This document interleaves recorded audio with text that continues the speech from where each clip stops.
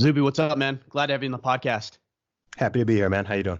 Good, good. Yeah, I've wanted to have this conversation for the past couple of months. I've been following you on Twitter for a while, and then I think I heard you on Rogan and some other podcasts. And I thought, man, this is a guy I got to get on the show. Awesome, man. I appreciate it. What we need is we need truth tellers in a society that seems to be very wary or scared. I think that's what it is. Maybe fear of telling the truth. It's nice to see somebody who's willing to say it like it is, and at the risk of offending a lot of people, it's refreshing. Yeah, man. It's funny because I think I'm like on paper, technically, I feel like I'm one of the least offensive, least controversial people out there. If we lived in any sort of semblance of a normal world, I really haven't changed much over my life, and I've never been someone who's been deemed remotely controversial in my personal life, in my music, in anything. I mean, I don't even cuss. I've never done any drugs. I've never smoked a cigarette. I don't have any baby mamas, anything like that. So the whole notion of me even being controversial, I must say that I do find funny, and as a good indicator of where we sort of currently are. Yeah, I mean it's pretty ironic. I mean, you talk about don't smoke, don't drink, don't cuss. Even that itself is, I'm sure somebody's offended by that. You know, I had a podcast I did the other day, and I used the F word. I try not to swear. I might drop a little language here and there, but I used the F word in one of my posts, and you know, I had a bunch of people, oh, you shouldn't swear, and then you know you don't swear, and it's like, well, why don't you swear? Do you have a problem with language? It's like no matter what you do, like people are upset about something. Yeah, people think it's maybe an act, or you get people who are like, oh, I don't trust people who don't drink. You must be hiding something. Or I don't trust people who don't cuss. It's like, no, I don't go around policing other people and trying to stop them from doing these things, but it's just like a personal decision. I was never into these things. So I'm not going to suddenly jump in the music studio and start dropping F-bombs just to make some weird person happy. So yeah, weird person. That's a great point. I just think there's this, you know, you should do it this way, or maybe not should, but just some sort of expectation, right? So all of us fit into these little molds. You as a black rapper, for example, me as a white guy with a big beard, like people see that and they're like, oh, this guy's supposed to act this way. He's supposed to do these things. This is supposed to be his circumstance. And then when you fall outside of that mold, I think, frankly, it just pisses people off because they're surprised or it represents a threat to who they are. Yeah, well, I think people like to form, you know, we hear all the time about how you shouldn't prejudge people. But the reality is we all do to some degree and to some extent. And, you know, to a light degree, I don't think there's anything inherently wrong with it. And also, I don't think there's anything that can be done about it. But when people take it to these levels where they kind of just see what somebody looks like, or maybe they hear one or two things that they say, and they try to create this whole sort of caricature or avatar of who they think you are and what they think you believe and what they think your whole life story is, and try to just read all of this stuff into you. And lo and behold, unsurprisingly, if you try to do that with anybody, you're probably going to be pretty wrong, at least on some counts. We're just so multi-dimensional, right? There isn't just one thing that defines all of us, and we don't fit into these perfect molds, especially when we're exposed to so much information on social media, and the world is so small. Like I know you just had a U.S. tour, and I don't know how many states or places you hit, but it seemed like you were all over the place. And so you have these culminations of cultures and experiences and ideas and insights. And so we're just multifaceted. There isn't just one way to describe any one individual. No, not at all, man. And I feel, you know, deep down, we all know that, don't we? Like we all know that everybody's an individual and everybody is different, and everyone has different, everyone literally looks different. Everyone has different capacities and levels and interests and capabilities and all that, which is what makes the world really interesting. I mean, if you were to go outside and there were like 10 different types of people and they were just sort of clones of each other, then that would be pretty boring, right? It wouldn't be fun to talk to anybody or get to know anybody or to travel to different countries or anything if everyone was just totally the same. So I think that's, yeah, I mean, that's great and that's beautiful. And it's weird. Yeah. You know, we're kind of living in this moment and this time, which I hope will pass, where people are sort of trying to define people rather than look at people as individuals, you know, kind of go back to these weird sort of group characteristics and just very base surface level immutable characteristics, which don't really tell you much about most people in most instances. You'll hear people saying, oh, okay, we've got we have diversity because we have a white woman and a black man and a Asian woman who is there, and we've got a trans person and a gay person, and it's like that doesn't like that's one sort of very surface level element of what someone could consider diversity. Sure. But the truth is, if you have any room of people, even if they did all happen to be black guys or white guys with beards, not all white guys with beards have the same views. Right. Views and opinions and ideas and how can that be surprising to people? Yeah, that's the thing. It's like that's obvious in one sense, but the way people talk, you wouldn't necessarily glean that it's obvious. Or when people are like, oh, you get this idea like all black people think the same or have the same views, and it's like, no, really, no. Right. There's a billion of us. There's a range there. Or all white men have the same views, or all black, and it's just, I mean, firstly, it's kind of offensive because that's like legitimate.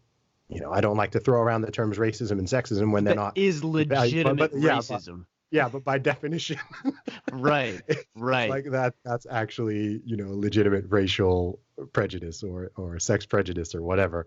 If I just see a woman and I'm just like, okay, I can infer, from if you see a man or a woman, yeah, you can infer a couple of things like about their biology and maybe their potential strength and stuff like that, and their chances of getting certain diseases or something like that. Sure, that exists. But beyond that, in terms of their personalities or what they're into or what kind of person they are or what they believe, it literally tells you absolutely nothing. Yeah.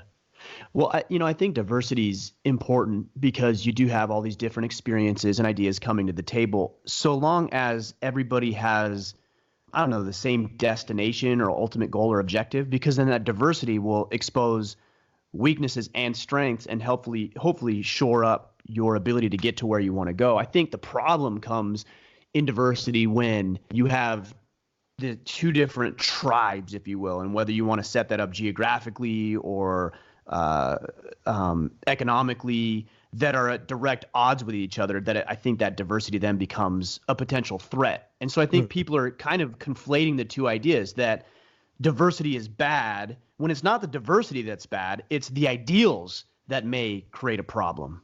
Yeah, I agree with that. I think, you get a lot of talk at the moment about stuff like multiculturalism. Does multiculturalism work or does it not work? And again, it's tricky because people sort of, with a lot of words, people mean and hear and understand different things when they hear these words. So when one person hears diversity, one person is just there thinking of like skin color and gender and sexuality, because that's kind of how they've been programmed to think. Another person is thinking diversity of thought. If you use words like equality, people think different things. If you say words like multiculturalism, people infer different things. So I feel like in one definition, I think multiculturalism does work. And in another definition, it kind of doesn't, which is what you were alluding to earlier. If you take two cultures which are totally at odds on certain values or ideas or even laws and things like that, and you try to throw them together in the same place, then it's going to lead to conflict because neither of them, they don't agree on the destination and nor the way to get there. However, if they're on the same page, but they're people who happen to be from different racial or ethnic or whatever backgrounds or different geographical areas, but they're all on the same page of the most sort of basic tenets and ideas, and they're trying to reach the same destination, then yeah, totally fine. Of course that works. So it really depends on what people mean when they use some of these terms. And I think that gets lost a lot in the way that people are currently communicating. Yeah, it's interesting because what I see a lot of people do is redefine words, and they're not so blatantly obvious about it. They do it different. Like, for example, they'll call Donald Trump Hitler. It's like, well, you're attempting to redefine not only Donald Trump, but who Hitler was. And also, you're undermining every horrible atrocity that Hitler committed against millions and millions of people. And what you're doing is redefining it. And you're actually making that word less powerful because you're giving it this broad definition that is never intended to be. Mm-hmm. It's what I call label inflation. I didn't make up the term, but I think that's the perfect way to put it. If you go around and, use terms and redefine terms to, sort of benefit you in the short term, or to, insult somebody or to try to make them out to be worse than they are or whatever, then that may be expedient in the short term. But what happens in the long term is it does devalue those words, and it can be offensive to lots of people involved, like not just the person who's the target of it, but, using your example there, if someone did have grandparents or ancestors who were directly impacted by Hitler, or even just people who fought in the World War or anything like that, who were up against legitimate Nazis and, white supremacists and these things, then to start using these labels when they're not actually applicable and just throwing them around and bandying them around all the time, then, like you said, they lose their power. It dilutes the power of the words, and people stop taking it seriously. You also run out of ways to delineate different people. So if you go around and you say, okay, well, everybody, let's take something that I have legitimately seen a lot of people say, right? Some people will come out and they'll even go on the news, or they'll go on social media and they'll say, everybody who voted for Donald Trump is racist. Mm-hmm. Okay. Everybody who voted for Brexit is racist. Mm-hmm. Okay. You're talking about potentially half the population. Right. Okay? Right. Yeah. 50% of the population. Sure. Yeah. Maybe they didn't all vote, but it would be fair to say in most countries, if you take the two main political parties, you're going to get a rough 50% split of support. Some people don't really care. Some people aren't interested. Some people aren't partisan, sure. But you could say, maybe 40%. So if you're going to say that, then that is just a complete. Now, if you do have someone who is a legitimate neo-Nazi, or someone who's part of the KKK and is trying to bring, what label do you now give to that person? You see what I mean? You've already said all these people are racist, and all these people are supporting white supremacy and this and that, and this is the new KKK. The MAGA hat is the new KKK hood. Blah blah blah. All this stuff. Again, in the short term, that makes someone feel good. It makes them feel expedient because they feel like they're good and I'm fighting against this evil, and I can just stick this label on people and then I don't need to deal with their ideas. But in the long term, that's really, really, really has a lot of negative repercussions as far as I'm concerned. And, and it also leads to reactionary movements as well, which is something I think a lot of people don't see the potential danger and threat in. That's something that you see more so actually in Europe, where you're starting to get some legitimate sort of actual more far right, slightly or sometimes explicitly ethno-nationalistic groups and individuals gaining a little bit more sort of steam and empathy and stuff, because people aren't. It's almost like you're pushing so many people in the wrong direction by not legitimately addressing their concerns or their arguments, or just listening to them or treating people kindly. Whether or not you agree or disagree or whatever, that doesn't matter. But when you start throwing around all these terms, then that happens. And like I said, then you get this label inflation factor where it's like, okay, well, you called all the people over here far right already. So what do you now call actual far right groups? It's already at that stage really far right, extreme far right, exactly. Right? And then we get the Antifas and everything else. Yeah, this is the crazy thing, and so that's why on one hand, it's kind of funny when people get totally ridiculous and start throwing these terms around when they're not warranted, and trying to label Black people and Jewish people and Latino people and trying to label them as Nazis or white supremacists. There's a subtle, not subtle, right? There's an irony in there, which is hilarious on one hand, but on the other side, I do believe that stuff has genuine repercussions, which is why it's something that I try to encourage people not to do, and not just to, it's easy to compare anything to Hitler to make it sound, just Hitler, just it's lazy, right? It is. It's lazy. maybe even intellectually dishonest, right? But I think ultimately, there's a lot of reasons for this. I'd like to unpackage this, but I think ultimately one of them is that people want to win, right? And they think that if I can throw this individual under the bus or make him or her look like a fool, then I win through some misguided perceived moral superiority, right? Because I am not that individual, therefore I am superior and I win compared to somebody else. Exactly.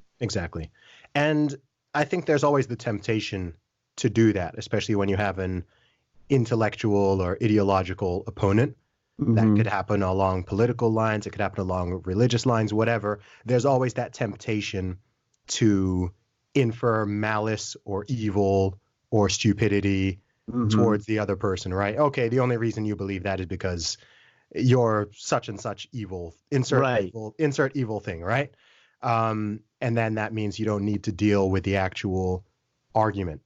But it doesn't help. It just doesn't help anything. You know, in the short term, it might be, okay, cool, you kind of got away with it this time or that time. But like I said, I just think long term, it's just people need to kind of grow up around this thing, especially when it is people who are in the media or journalists or politicians themselves. When I start seeing them sort of stooping to this ground of calling each other Nazis on Twitter, and these are supposed to be, you know, 40, 50, 60, sometimes people in their 60s and 70s. And you know, the president himself is not is not immune to that criticism, right? Of course. And yeah, you know, sometimes it can be fun, it can be entertaining, but I just think there's a certain level where you do want to be like, okay, like, can we bring some adults back into the room, and can we actually just talk about this stuff properly and not try to demonize each other and actually work out? Look, because this is the thing with politics all the time. I don't know, you know, we've got the UK general election tomorrow. Oh, is that right? Okay, yeah. It's tomorrow, I wasn't aware of that. Yeah, so everything is amping up, and the mudslinging is just so hype right now. And this party is, you know, everyone's calling everyone racist, and everyone's calling everyone anti-Semitic and xenophobic and all these other unpleasant terms. And I'm just like, look, we all need to get on with each other. People have their different views. People have their different ideas. When it comes to politics, you know, sometimes you sleep on your left. Sometimes you sleep on your right. You're not always going to get your way. The vote's not always going to go the way you want it to. And you're always going to have, like I said, half the population is always going to be a little bit disappointed regardless of the outcome. Sure. So, but ultimately, I actually heard somebody say that the goal of politics is to get half of the population to hate you. So that's actually pretty interesting. Like, I guess that's one way to do it. It's just like this polarizing, right? Just get people polarized and you'll win. Yeah. And this is the shame. I think it's like I said, I think it can be a little bit of tribalism can be fun, right? If you're talking about sports games and, you know, one person, these people like this team, these people like that team, and there's that you know, competition and maybe a little bit of trash talk or whatever. But as long as it stays contained and people remain civil and people don't get violent or whatever, then it's totally fine. I mean, it's the same. It's like in the UK, this is not as big a problem now as it used to be. But in the UK and throughout Europe, especially if you go back a couple decades ago, they had this big problem with football hooliganism, what would be considered soccer to your audience, right? Where people would literally get beaten up, people got killed. You'd have fights just between fans of different teams over grown adults kicking a round ball into a net. It's insane. Can you imagine? Can you imagine beating someone with a bat because they support a different team to you, right? This is the thing, wild. Right? And it's so crazy. So it's like, I believe all human beings, I do think this is just in our nature, we all have this tribal component. No doubt. Yep. We all have, you know, we feel connected to different tribes. That can be online tribes, it can be offline tribes, it can be family tribes. It can be split along a whole bunch of different ways. And I don't think there's any way to get rid of that. And I think it has benefits as well, right? So I think the key thing is just making sure that manifests in a healthy way and in a way that you make the tribe actually as big and as inclusive as you can. So if you've got a country like America, right? Biggest country in the entire Western world, 350 or so million people, okay? So if you can unite people under the banner of okay, people look different, people have different experiences, people may even speak different languages, originally come from different places, but all these people are Americans. Mm-hmm. Okay. And if you can get everyone on that page, then you've always got a sort of higher group level that you can go up to, right? Sure. It's like, on your computer, you got the sort of directory files with the trees and the folders and different things, but you can always click up and you can go up into that one. So it's like, okay, so here you might be split Republicans and Democrats, and even within those groups, you're split like this and like that. And, you can keep going down to that all the way to the individual. But if you kind of keep clicking up, it's like, okay, well, we're all Americans. Mm-hmm. So let's keep that in mind, right? Same thing here in the UK. You've got all this stuff going on, Tories, Labour, Boris, Corbyn, da-da-da. But it's like, look, leave, remain, Brexit, no Brexit. Ultimately, you're all British, okay? Mm-hmm. Like, you're all British citizens. Right. Beyond that, you're all people. Right. Right. Well, and I think most people want the same things. You talked earlier about opponents. It feels good to beat a quote unquote opponent. Unless somebody's directly threatening your life or your well-being or your way of life. I mean, we don't really have opponents, because ultimately, I think most people want the same thing. We want some freedom. We want some liberty. We want some money in the bank account. We want to have some experiences. We probably want some romance in our life. We want to be fit. We want to be happy and fulfilled. Like, we all want the same thing. Now, the way we go about doing that might be a little bit differently. But if we realized, hey, we're all after the same thing here, let's, work together. You have some ideas that are good. I have some ideas that are good. Let's get to the promised land together. I think the problem comes when people try to isolate themselves, and I think politicians do this. They try to isolate themselves from the crowd, from the group, from the people, because they want to maintain power over those individuals as opposed to be part of the process. Yeah, I mean, here's something that people always forget when it comes to politicians, when it comes to the police, when it comes to any public sector employee. They work for you. Mm-hmm. Right. Yeah. People always forget this, right? And I think that sometimes they need to be reminded. I think politicians, like once a year or something, same with police. I think once a year, all these people need to be reminded that they work for the citizens and the citizens pay their salaries. Right. Right. So when you've got police getting too big for their boots and they're trying to throw people around and cuss people and, point guns at people or whatever when it's not warranted, I think those people need a reminder, like, wait, hang on, you work for the citizens. Right? You're not above them. Mm-hmm. You're right. It's not like you're in some war and you're this guy here and you're trying to. They're not the enemy. No, they're not the enemy. Your job is to keep these people safe and to enforce the law. Yeah, sometimes you may have run-ins with people who are committing crimes or whatever, but generally, I mean, people shouldn't be intimidated by the police. Right. If people feel intimidated by the police, that's a problem.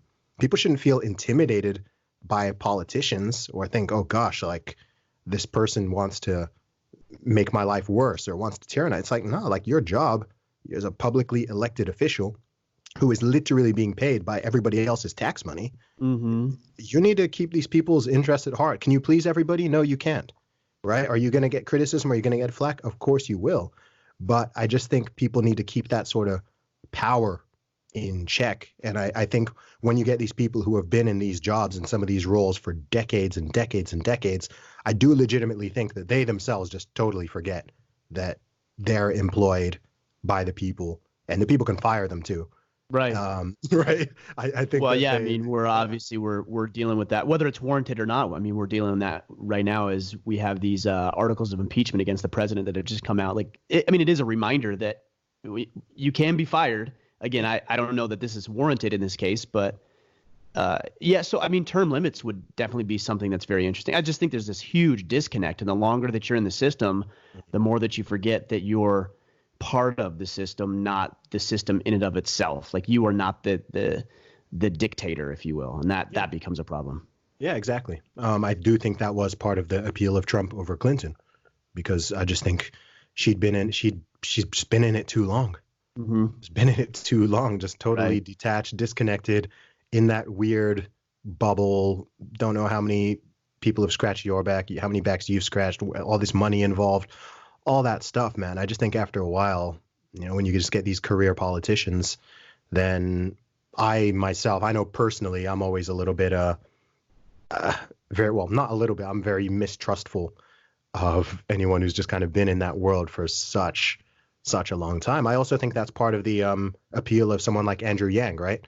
Because Sure, yeah. because he's lived an actual life. He was a businessman, an entrepreneur, whatever. And then it's like, okay, cool, I'm going to take a shot at this thing. He hasn't just been in the system for decades and decades and decades, and like all these other people have been. And they've all got so much dirt on them, and they've just learned to tell their little politicians lies and say the right words to get votes, but then not act on it and all that stuff. And we've just seen this for decades and decades and decades. And yeah, I don't know. I've always just got my own take on stuff, but it's part of the big reason why I'm just kind of skeptical about. Yeah, well, I have a healthy dose of skepticism for the whole thing.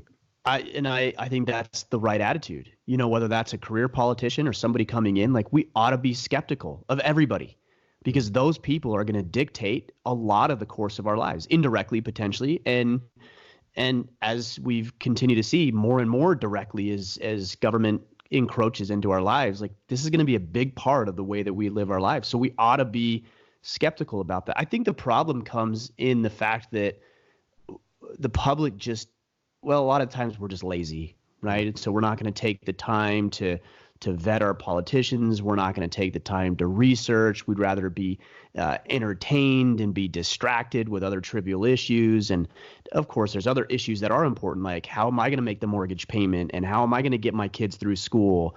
So much so that we're like, just whatever, it's not only is it a disconnect from politicians to us, it's a disconnect from us to politicians. And we got to be more engaged. Like, we have to be more engaged in this process. Otherwise, I just don't know. We don't know what's going to happen if we can't be engaged in the process. Yeah. I mean, it's a tricky one. It's a tricky one because you can kind of argue that way, or you can also argue in the other direction. I mean, my view on politics is I kind of almost, if I don't notice what the government is doing, I kind of feel like they're doing their job. Yeah, right. Does that make sense? I'm almost I get what you're saying. I just don't really want to notice anything. Like, as long as stuff keeps ticking over, and like the roads which we're paying tax money for don't have like giant holes in them, and stuff is generally working, and you can ring 999 or 911 and the police or the fire department or whatever show up. As long as that's like stuff is working, then me personally, my expectations are relatively low and humble for what I think like the government or the prime minister or any president is supposed to be doing. And as long as that's happening, then I'm kind of satisfied. But I guess you do have a lot of people who I think they get angry and they get upset and they want to be activists and do all this because their expectations are way higher actually than mine are. You see what I mean? So they'll be like, oh, well, we've got X amount of people are earning less than this amount, or we have this many people in poverty, or we have this or that. And a lot of that stuff is just, some of it is just natural. Some of it is just basic economic factors, the Pareto principle, some of the results of having a somewhat free market economy and whatever. You're not going to get an equality of outcome because you don't have any equality of inputs. Sure. So everybody, like I said before, everybody is different. People have different levels of intelligence. Not everybody works as hard as each other. Some people work in high-paying fields. Some people work in low-paying. There's infinite factors that go into equality or inequality on any level, right? There are people who are, I'm 5'11". There's people who are 4'2". There's people who are 7'3", right? Not because of some sort of evil of capitalism, but right. just because like that's just how it's the patriarchy, man. It's the patriarchy. Dude, like, some people are really, really smart. Some people are really, really dumb. Like that kind of sucks, but it's just like, that's just how it is. And no politician, no party, no policy is going to change that. And I wouldn't even want them to try to. That's the thing with me. It's like I would, there's some things. It's like, I don't even want you to attempt to do this because your proposed solution is going to be far worse than the existing problem. Right. The fallout is significantly worse than the issue that it began to try to solve. Exactly. So when it comes to that, that's why I'm so pro personal responsibility. Because I'm just like, look, if you have your stuff in order, regardless of who wins the election tomorrow, you'll be okay. Right. U.S. election coming up in 2020. I don't know which way it's going to go. I have my opinions and my personal predictions. But if you have your life in order, or you're working to get your life in order, regardless of who wins, you'll be fine. You see what I mean? If you handle your own business, you will be fine, right? It would take a politician doing something, and this can and does happen, but they need to do something like really radical and crazy to have like either a significant positive or a significant negative impact on your life. And there's so many checks and balances, especially in a place like the USA, which kind of makes that really rare. When was the last time? When was the last time a president or a political party pulled you or anybody else out of poverty? Mm-hmm. Yeah, right. No, it doesn't happen. No, people can be pulled out of poverty by their own efforts and their own entrepreneurship and their own hard work. That pulls people out of poverty. You're not going to just snap your magic fingers and create some, I don't know what, that's going to magically fix stuff that is, natural and economic. That's the thing. What you can create conditions to allow that to flourish. But you know what? You've got there's people in society who don't want to work. Oh, no doubt. Right. That don't want to exert themselves. Yeah. You've got people, I don't know, it might be a small percent, it might be 2%, 3% of the population, they don't care. Zero ambition. Sure. They don't want to work. They just want to sit down and they want to drink alcohol and they're not interested. So it's hard to do anything with that. You've also got people who are just crazy, super hyper ambitious, hyper intelligent, hyper entrepreneurial, who are just going to go off and create these $100 million, $1 billion enterprises or whatever. And that's going to happen while that's also happening on the other side. So you can't, without huge amounts of actual tyranny, you're not going to fix or resolve this imbalance. Of course, most people are somewhere more in the middle. But well, and even if you did have that level of tyranny that you suggest, it's like that's not going to solve the problem either. Like that's only going to make matters worse. It's going to pull us backwards. Because I think about these highly ambitious, motivated individuals like you're talking about. As they elevate themselves, they're going to create businesses and hire people and create new technologies that weren't available before. I was in your neck of the woods about a month ago. I was in London, and I saw castles in Westminster Abbey that's over 1,000 years old, and these are where kings are living. I'm like, man, people in poverty are living better than kings were 1,000 years ago. Yep. So as we take the throttle off and allow these individuals to excel at the highest level, everybody is lifted up, even those people, that 2 or 3% that you mentioned, who are lazy and don't want to work and just kind of want to waste away their days. They're lifted up as well, just by default. Yeah, sure. And, what was the point I was about to make there? I lost it. I had something I was just about to say there, but I'm sure we'll come back to it. It just slipped my brain, yeah. Well, I think the problem comes when people perceive, again, the 2 to 3% you're talking about as some sort, or even themselves, as some sort of victim of what somebody has done to them. And there may be some victim scenarios, but the victimhood mentality is an issue. It's a problem because you may have been biologically and genetically predisposed to be successful or maybe to be a little bit more lazy, but that doesn't make you a victim of what somebody else has done to you. No, it's because a lot of people think that a lot of things in the world, including money, are zero sum. Right. I think the world would be a lot better if people had to study economics. Honestly, I think a lot of problems stem from people just not understanding basic economics.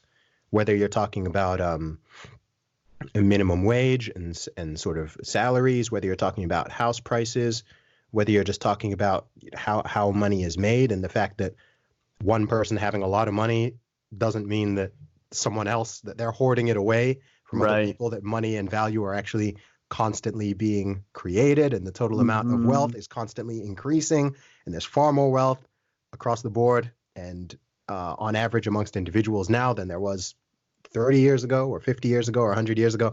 And people don't understand these basic concepts. So that's why you get, for example, at the moment, it's really popular and trendy to do the billionaire bashing, right? Right. Like, everyone's gunning for the billionaires right now. Like, right. These guys, horrible human beings. These 20 guys have more money than 50% of the population or whatever the statistic is or whatever.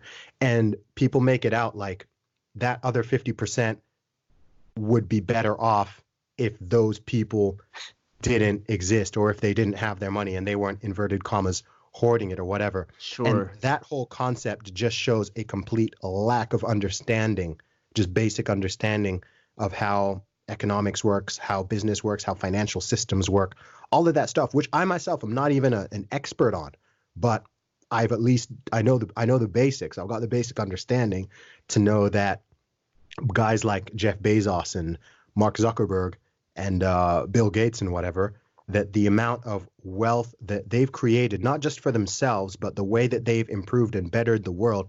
We're literally talking on Skype right now. Okay. Microsoft product. I'm on a Windows laptop, right? People have everyone shops on Amazon. People are using all these things which have made people's lives better, made it cheaper to do their business, made it cheaper to buy products and do all the things they want. These companies employ hundreds of thousands to millions of people. They've created wealth for all these people and all these families and whatever, but people just want to turn their focus on, but the guy at the very top who created the whole thing has way more money than I do. And I'm like, why do you care? That's just pure envy, right? Why do I care that, dude, if someone has $60 billion, cool. I'm like, okay, like, why do I care? Like the wealth gap between me or between any of us and these guys, like that's, I don't even know what the factor is, right? That's like millions of percent, right? So you have million times more money than I do. Right. But you know what? I'm all right. So yeah, it's all good. Yeah. I'm all good. Like why do I care if you've got a car that works and you've got, you've got stuff like, okay, I can understand some resentment or envy coming from people who legitimately may not have anything, just on like a human, emotional, psychological level. But when you've got people who are like, you're already situated and you're already doing better than 95% of the world, right? Which you're probably doing just by the dint of living in the UK or living in the USA, by exactly. Then, it's, did you know that if you earn, what's the number? It's something like if you earn, I think, more than $31,000 a year, you're in the global 1%.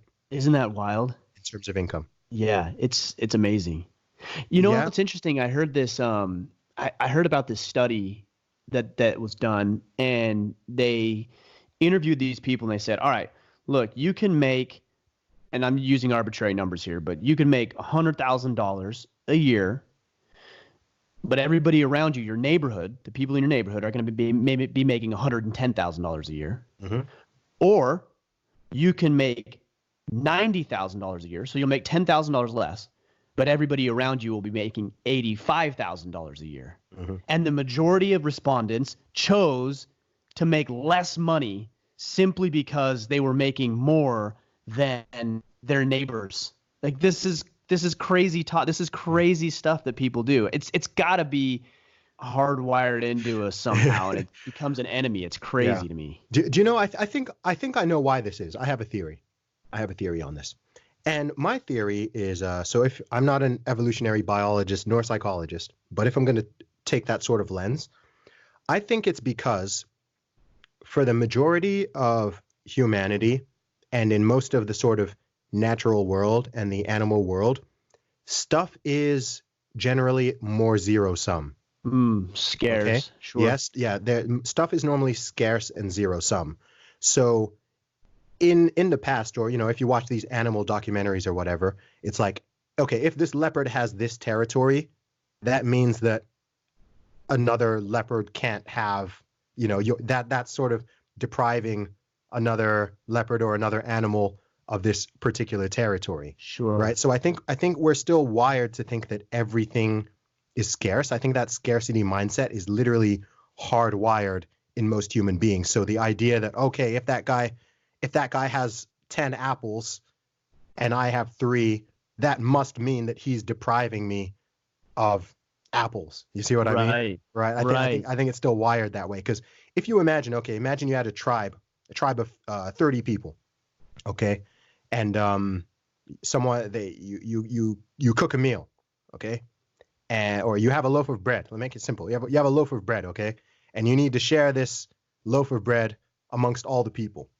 If someone comes and eats half of it, like, you're angry, right? Sure, of course. Because they've deprived the rest of the people of the rest of it. So I think a lot of people think of money, especially, in that same way. So they think, oh, well, if this guy has as much as 50% of the population, that must mean, they think of it like bread, right? They think, oh, that must mean he has taken our share. So that's why you hear people saying things like fair share, right? Oh, that's not their fair share or whatever. And I'm like, you're not talking about a finite, limited resource. You're talking about something that is created and is growing and is expanding. We won't get into the whole banking system. That's a whole other thing. But the GDP is constantly increasing. Yes, the amount of dollars course. is constantly increasing. One person being a billionaire doesn't mean you can't also become a billionaire or a million, whatever. In fact, it's probably easier because one person did it. I like your Apple scenario. You talk about the guy who has 10 and the guy who has 3, and the guy who has 3 says, well, that guy has 10, so what did he do to get those 10 at my expense? What he doesn't realize is the guy who has 10 figured out a new way to cross-pollinate trees or to grow it genetically so that the apple tree bears 120% more fruit than it did before, right? That's what they're not taking into consideration. And that's what it is when we talk about Bezos and we talk about Zuckerberg, is these guys figured out a way to leverage technology in order to create a bigger pie. You take those people out of the world, that's negatively going to impact everybody. Look, if we didn't have Amazon, there was a time where we didn't have Amazon. Yeah. There was a time when we didn't have Facebook. Yeah. I was talking with my wife the other day because we were watching an old show and somebody was punching away at one of these old computers. And I said, look at that thing. And she's like, did you ever use that? I said, yeah, when I was like in 8th grade. I used a computer like that. That's not that long ago. Oh, no, not at all, man. Not at all, dude. I mean, it's crazy to think how far we've come. Yeah. I mean, I think you're in your 30s, I presume? Yes. Yeah. 38. Yeah. I mean, yeah. So I think, we've both lived through this interesting period where actually you've seen huge shifts in technology. Definitely. So if you talk to teenagers now, or even people in their early 20s, they don't remember the pre-internet world. Some of them don't even remember the pre-social media world.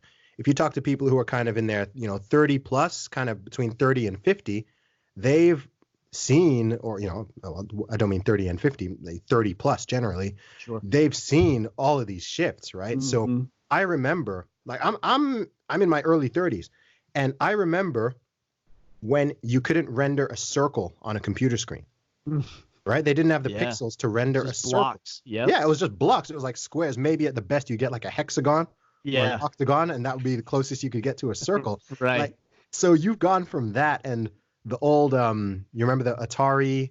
Yeah. Like Atari computers. I've still Apple got one at home, man. Oh, awesome, man. So yeah, you've gone from that to Xbox One and PS4 and PC gaming, where you can now see like the pores on people's faces and the sweat. You're playing a sports game, you can see the sweat dripping down people. That's just been in like 30 years. Isn't that's wild? Crazy. That's like a third of a lifetime. Yeah. And I just think that is insane. You remember I remember when people didn't have, like, when people first started getting email addresses. And people were like, oh, what's the point of email? I don't think this thing's going to take off or whatever. Yeah. And, I did that with Facebook. I had a buddy who was telling me about Facebook, and I'm like, that's stupid. In fact, I remember a story. So an experience I had. I was in Iraq. This was in 2005, and I was in our office building there in Iraq, and one of our captains was punching away at the computer, and I'm like, what are you doing? He's like, oh, I'm writing my blog, and I'm like, what the hell's a blog? And he's like, oh, you just like write your experiences and share your stories. I'm like, that's stupid. Nobody cares about what you're doing. And like, here I am doing the exact same thing in a little different format, 10 years, 15 years later. Yeah, it's pretty wild how far we've come. And it's amazing too. It's amazing. Yeah. Dude, it's incredible. Mobile phones. Yes. People forget, dude, the very first iPhone came out only 13 years ago. Is that right? 2006, I think. Yeah. The very first iPhone was 2006. Now everybody has some form of smartphone and some level of addiction to it, right? Like that wasn't even a thing. I mean, you went from, I remember when mobile phones, period, weren't a thing. I remember my first sister was the first person in our family to get one. Yeah, maybe that was like, maybe like 21, 22 years ago or so. Yeah, and I think I got one when in maybe like 99 or 2000, I think, is when I got my first mobile phone. Yeah. Isn't it crazy that 2000 is 20 years ago? Yeah, that's what's wild. I'm like, man, I can't like how is it that I graduated high school 20 years ago? Like, it goes so fast. Yeah. But so yeah, man, the world is fascinating, and it's I don't know if you do this, but I'm so intrigued to just think of what the future is going to be like. And sometimes I also wonder, how far along are we? I mean, we could still be really, really primitive in the grand scheme of things. Yeah, no doubt. You know what I mean? Yeah. So depending on how long. Are you generally optimistic? Are you pessimistic? Like generally speaking, where would you fall on that scale about where we're going as a society? Are you talking sort of modern Western society or globally? Yeah, well, maybe both. Maybe both. Okay. Modern Western society, I think I am optimistic technologically. I'm somewhat pessimistic morally and spiritually. Not totally. I think there's certain things that have gotten way, way, way better. We live in far less bigoted, far less racist, sexist, homophobic, whatever times than decades ago. No question. But the way certain things I'm seeing going now, I hope it's just like a phase and people look back and are like, oh, what was going on in sort of between. What would you be referring to? Like what? Pornography, drug abuse, sexualization of everything. Like what is it that you're referring to? All the above. The breakdown of family, the breakdown of divorces, the whole the falling back into identity politics, and people starting to look at each other again based on their race and their sex rather than the content of their character. Like it was almost like you were almost there and then it started getting worse again. I'm concerned about that. I'm concerned about some of this gender ideology stuff and people putting their children on hormones and doing all that whole world of stuff. It concerns me. The sexualization of children and seeing some of the stuff that they're starting to push in academia and in school curriculums and all that kind of stuff. So when I say morally, I have some concerns. That's the sort of level that I'm speaking at. Like I said, I do hope it's just a short-term phase and people are like, oh, okay, no, like what were we doing there? It seems like people a bad idea. Generally throughout most of societies in history that we have a way of correcting our behavior. Sometimes it's very painful. It doesn't have to be, but sometimes it is.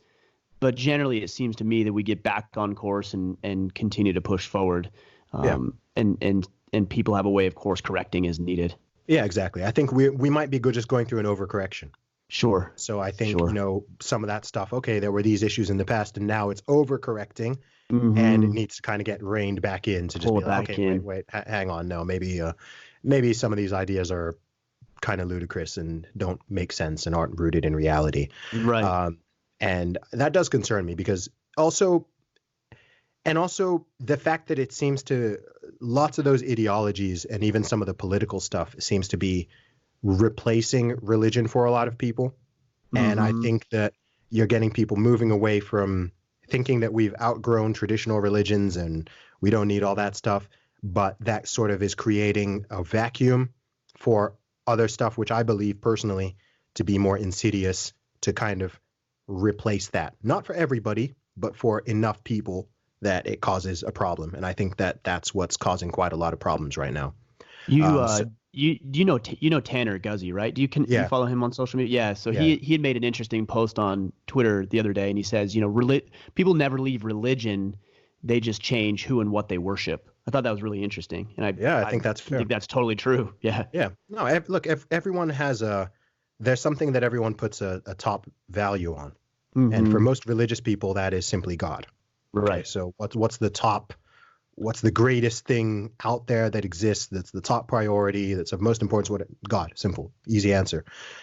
If that's not someone's answer, then it might be money. It might be sex, power. It might be fun. It might be power. It might be, I don't know, their diet. It could be the climate change. Freedom or liberty, exactly. At the expense of other things, sure. Yeah, and these things do have their excesses. So regardless of what someone personally thinks about, belief in God or faith or religion or whatever, I do believe there are certainly there are people who can be totally fine without any religion. I kind of feel like atheism works on an individual level. I'm not sold on it on a large scale collective level. What do you mean by works? How would you define that individually? If somebody's an atheist, what do you mean that would work? Yeah. So what I mean is that, say someone is an atheist and they live in the UK or they live in the USA, right? There's enough structure and history and rules and laws and regulations and people who actually are religious to kind of keep everybody mostly on the same page. Sure. Okay. Makes sense. Do you see what I mean, right? Definitely, yeah. So it's fine. So if you kind of got someone, I almost view, you can almost have people who are kind of like Christian atheists, by which I mean they are not Christians and they don't believe in, Christianity and the Bible, but in terms of what their actual morals and ethics they've adopted that moral principle. They've adopted that framework from their society and other people around them and all the history from thousands of years that have come up through that sort of Judeo-Christian route, shall we say. More of a cultural morality is where they feel they're getting that from, rather than directly through God or a higher power. Exactly. So some people, some I've spoken to atheists, and some of them with themselves will recognize that their values do stem originally from Christianity. Others will say, no, they don't. I've just reasoned this out myself and whatever. But I don't believe the latter to be true, because if it were, then why would their values be a lot closer to mine? Me being a Christian than to someone in, another part of the world or from a different culture or something like that. The only reason you could say that is because, and this would be the argument, is that morality is just somehow hardwired into us, right? As opposed to it's not societally constructed. It's not derived from God. It's just like like hardwired into us. I guess that's what somebody would say. Well, history doesn't seem to show that. Well, I agree. I think it comes from a higher power. Yeah. I think it's directed from God. Yeah. Well, so that's what I mean. I think on an individual level, yeah, totally fine. Can atheists be moral people? Of course, absolutely. No doubt. People always jump to this thing. Oh, are you saying you need? I'm like, no, I'm not saying you need religion to be moral. I'm just, that's not the point that is being made here. So there's that. But I question on a larger scale. Okay, let's say, for example, I don't know. Let's just pretend all of the USA were atheists. Okay, and there's no common thread. What does, again, I think now that you've already got all the history and you've already got stuff sort of set up in a certain way, and it's taken a long time to get there, I think in the short term that would kind of continue to work and stuff wouldn't really change. However, in the long term, I'm talking, hundreds, potentially, certainly, let's say hundreds of years. What is the source of some of the stuff that's not so obvious? I don't just mean like thou shalt not kill, thou shalt not steal, right? I think you can derive those from a lot of places, and that seems to be the case because across the board in different cultures, there are exceptions. Most people do seem to reach that same conclusion. Sure. But there's a lot of other stuff, right? Like why is adultery wrong? You see what I mean? Sure. Yeah, that's a gray area for a lot of people. Why would adultery be wrong? Why is lying wrong if it doesn't directly hurt somebody? Right. So maybe I lying. think what you're. Go ahead. Sorry. Yeah. So like in that world, I'm like, why would lying be wrong? Why would adultery be wrong? Why would it sort of opens a box to question a whole bunch of stuff and to make a whole bunch of logically, rationally, I guess, consistent arguments that we to warrant some things that I think we would generally deem to be immoral in our current framework. Sure. Do you see what I mean? It sort of opens that, and I think given enough time, I could see that really, really unraveling. I mean, I'm seeing it happening now. I see people making arguments for things which, to me, are just obviously immoral, right? But people are trying to argue them and rationalize them in certain ways. I think they're basing it off of their own personal gain, and usually, in from my perspective, it seems like that gain is short-lived. For example, I'm going to step out on my wife, and I'm going to rationalize that or justify that because I get to have sex with this other woman who I'm physically attracted to. Well, short-term, it's like, sweet, sounds awesome to me. You get to have sex with this other, attractive woman, and there's excitement and some risk and some adventure in that. Long-term, however, there's going to be some guilt. There's going to be some remorse. There's going to be some animosity between you and your spouse. There's probably going to be some contention between the mistress. What if she doesn't find out? I still think, is it wrong? Well, I think from your own personal here. Guilt, right? Your own guilt. Why would you be guilty? Why would you be guilty? Why would you? If you didn't think it was wrong, right? If you didn't think it was wrong, why would you feel any guilt? I think to answer your question, I believe it's because morality isn't constructed. So you would know. I don't think you'd be able to convince yourself that it wasn't wrong because it isn't constructed. It's coming from somewhere else. I think some people do, though. Like using this real example, I do legitimately think there's people who, men and women who do that, and in their own maybe you're right. world and in their own brain, they don't. There's that guilt and shame isn't even there because they've rationalized in their own mind that there was nothing. There's nothing wrong with that. No, there's nothing wrong with it. So, like, why would they? To feel guilt, you have to think you've done something wrong. Yeah, that's a good point. I definitely think there'll be some trust issues because here's my thought with that is that if you're cheating on your partner, for example, then where else are you cheating in life? And the long-term implication of that is people aren't going to trust you because they're going to find you out, right? You're cheating business partners, you're cheating yourself, and they're going to see that and they're going to be repelled by that long-term. This is why Jordan Peterson, I think, a podcast I was just listening to, talked about con artists and the fact that they, or even serial killers and people who take advantage of others, they have to drift. They have to because they can't isolate themselves to one place because people find them out and don't trust them. They can't then socialize. So they have to drift that way. This is an interesting conversation for sure. Yeah, certainly. And then here's another one. This is a biggie. And this is not an argument that someone should believe in God, but this is just a real talk here, which is that I believe that a society that does not, in general, as a collective, is ripe for a takeover from one that does. Explain that. What I mean is, look, if you've got, so whether or not people are religious or not, religion is one of the things that binds people into a tribal identity, gives them a sense of meaning, a sense of purpose, a sense of, collective looking out for unity, for sure. Yeah, looking out for their neighbors and everything like that. Okay, it's an important fabric layer on top of society, and if that is removed and people are, as a result, far more individualistic and fragmented, and everyone is almost making up their own morals, right? People have their own, we're not all singing from the same hymn sheet anymore. People have their own ideas of what is right and wrong. This person thinks adultery is bad, but that group there thinks it's fine. These people think that's fine. These people think that's okay. And people just become really atomized.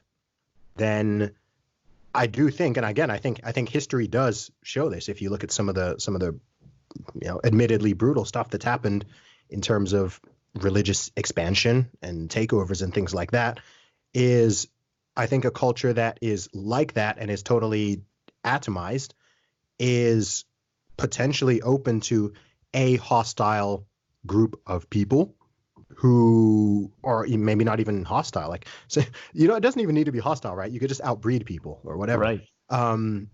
Yeah, but I think it opens for, I think even from an evolutionary perspective, and I've heard some evolutionary biologists talk about this, is they think that belief in religion in itself is, or the propensity for it, is also an evolved trait.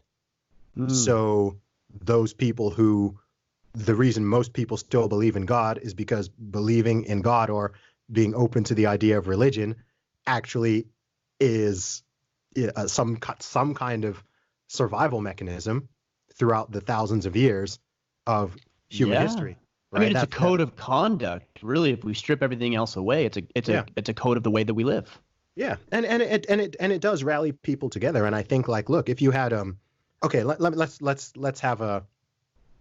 me give an example. Say you had two warring nations.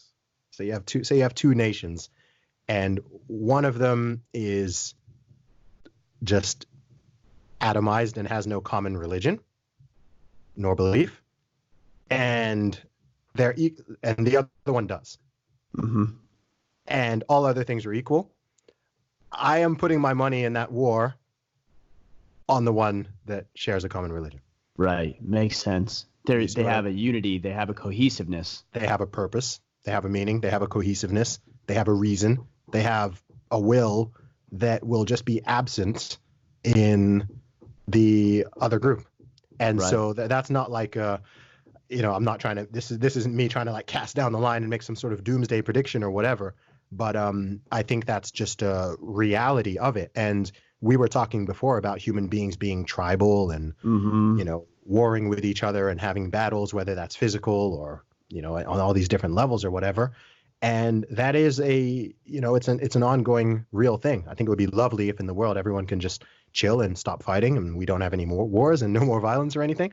But until we reach this utopia, it is a real thing. People do battle over ideologies, whether that's capitalism versus communism or Christianity versus Islam or East versus West or what, not Nazism versus non-Nazism, like whatever those lines are across. That is just something that, it's just an unfortunate reality of human beings.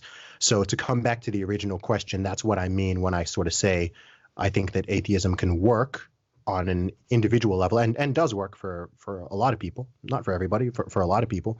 But I have a lot of doubts and concerns about this idea that, because some people have this idea that if you removed religion, that the world would just be a better place. Mm-hmm. Sure. Okay? Yeah. And I can understand some of their points because, of course, like I said, wars have been fought over it and, people do fight over this and whatever.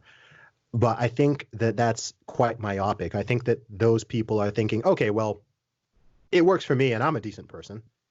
But I think they're sort of discounting the billions and billions of people across the world of different cultures and value systems and whatever, that if you pulled that rug out from them, right, you pulled out that support system and community and belief and meaning and purpose, I think people think, oh, well, everyone will just rationalize and believe in science and go along with what I personally, and I'm just like, no. Yeah, I don't think that's going to happen. They won't. You'll just create a vacuum for either, dude, what do fascist dictators do when they want to seize power? They get rid of religion. Sure. Yeah. Right. Why? Because that's an opposing force against them as the worshipped, the idol, if you will. Dude, it's hard to be a good Nazi if you're also a good Christian.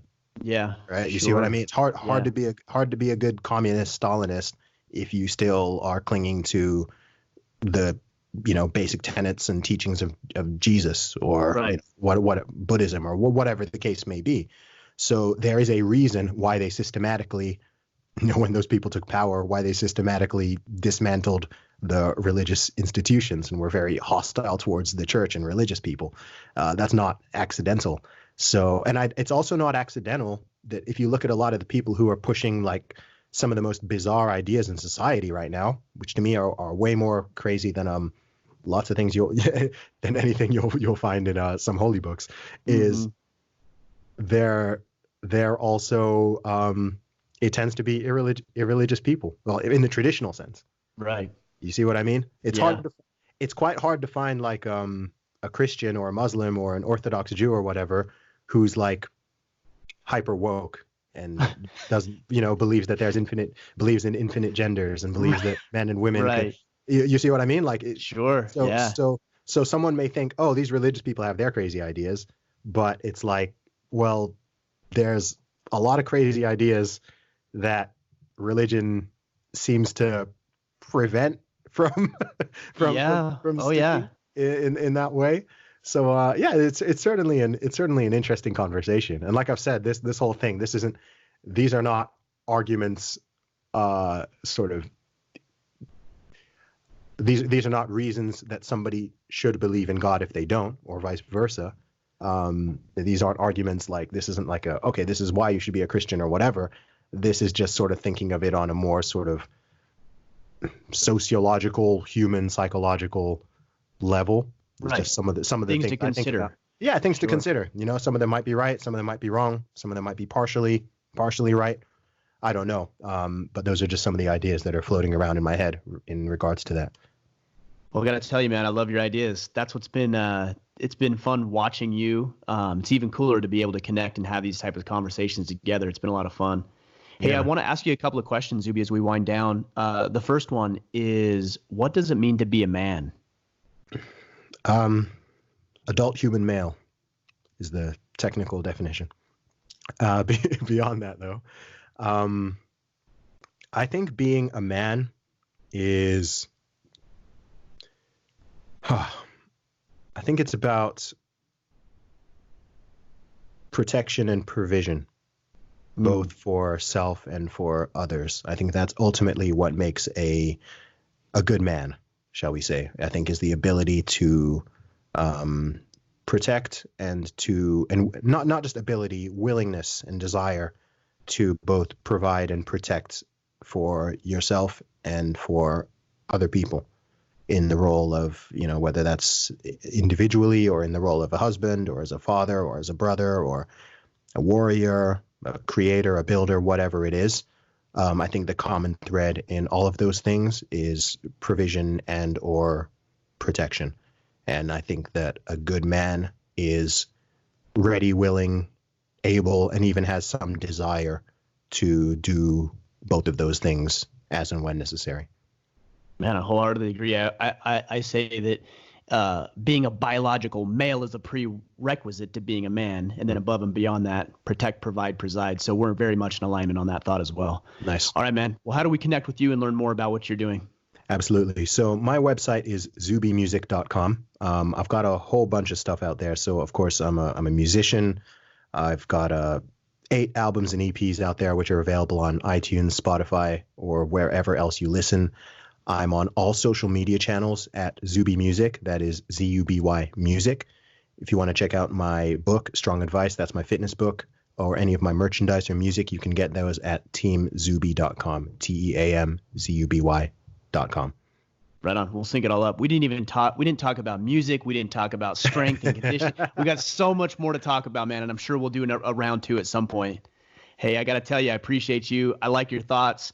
I like that you're willing to say what needs to be said, or at least what's on your mind. That's refreshing, and really appreciate the conversation today.